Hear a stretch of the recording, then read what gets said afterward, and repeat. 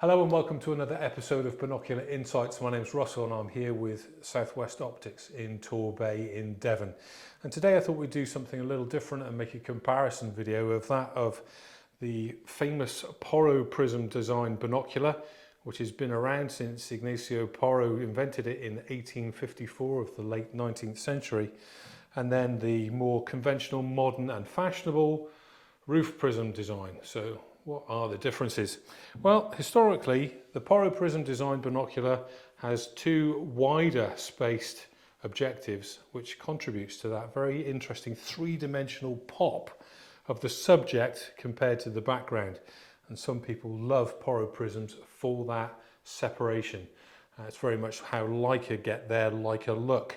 And it's also a typical portrait technique for portrait photographers to separate out a large aperture to f2.8 or somewhere around there to get your subject really stand out in the foreground, maybe a robin against a thorn bush, and that subject really just then literally sticks out like a sore thumb.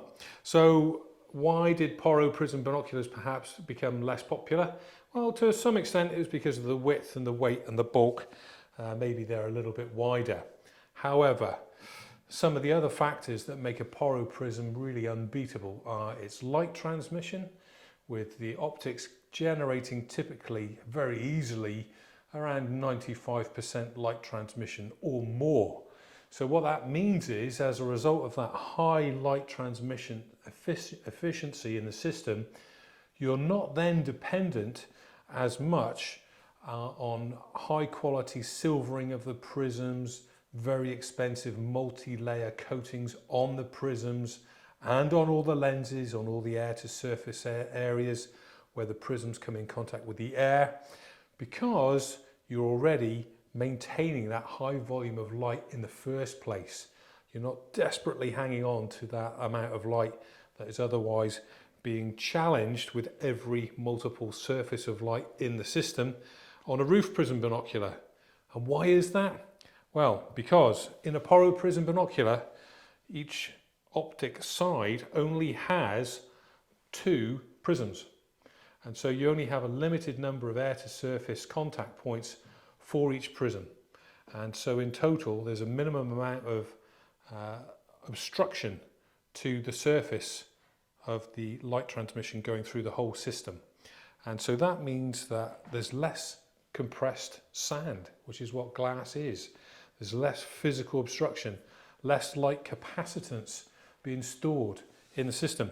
So the three-dimensionality of a Porro Prism, these new modern waterproof designs, along with being a very lightweight chassis, these particular models, the fantastic iMagic series from Opticron, have some fantastic specifications.